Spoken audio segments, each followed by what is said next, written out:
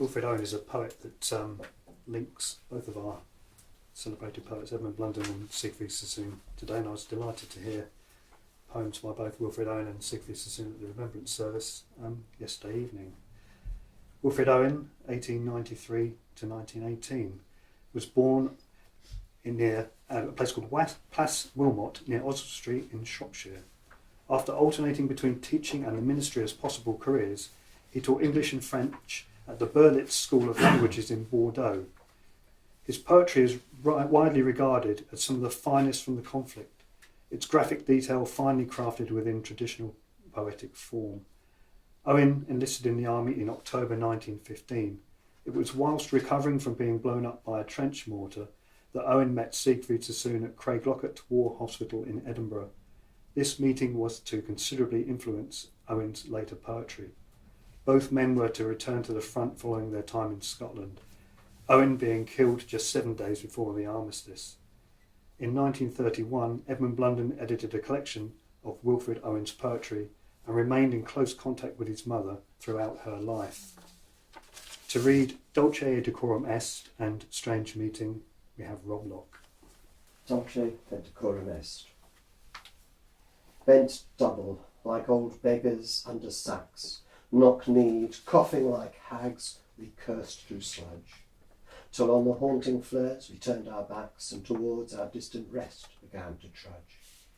Men marched asleep, many had lost their boots, but limped on, blood-shod. All went lame, all blind, drunk with fatigue, deaf even to the hoots of tired, outstripped 5-9s that dropped behind.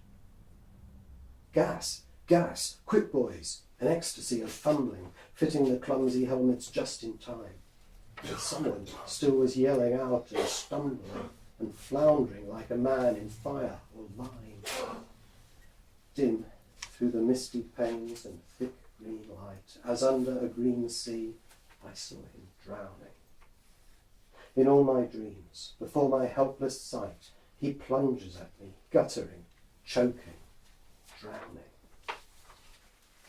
If in some smothering dreams you too could pace behind the wagon that we flung to me, and watch the white eyes writhing in his face, his hanging face, like a devil's sick of sin, if you could hear at every jolt the blood come gargling from the froth-corrupted lungs, obscene as cancer, bitter as the cud of vile, incurable sores on innocent tongues, my friend, you would not tell with such high zest to children ardent for some desperate glory the old lie, Dulce et Decorum Est, pro patria mori. Strange Meeting. It seemed that out of battle I escaped down some profound dull tunnel, long since scooped through granites of which thick titanic wars had groined. Yet also there encumbered sleepers groaned, too fast in thought or death to be bestirred. Then, as I probed them, one sprang up and stared with piteous recognition in fixed eyes, lifting distressful hands as if to bless, and by his smile I knew that sullen hall. By his dead smile I knew we stood in hell. With 1,000 pains that vision's face was grained, yet no blood reached there from the upper ground, and no guns thumped or down the flues made moan. Strange friend, I said, here is no cause to mourn. None, said the other, save the undone years, the hopelessness. Whatever hope is yours was my life also. I went hunting wild after the wildest beauty in the world, which lies not calm in eyes or braided hair, but mocks the steady running of the hour, and if it grieves, grieves richlier than here. For by my glee might many men have laughed, and of my weeping something had been left, which must die now. I mean the truth untold, the pity of war, the pity war distilled.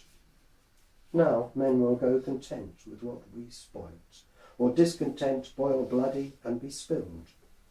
They will be swift with the swiftness of the tigress. None will break ranks, though nations trek on progress. Courage was mine, and I had mystery.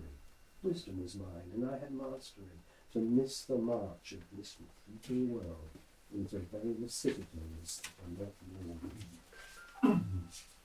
Then, when much blood had bolts their chariot wheels, I would go up and wash them from sweet wrongs, even with truths that lie too deep for taint. I would have poured my spirit without stint, but not through wounds, not on the cess of war. Foreheads of men have bled where no wounds were. I am the enemy you killed, my friend. I knew you in this dark, for so you frowned yesterday through me as you jabbed and killed. I parried, but my hands were loath and cold. Let us sleep now.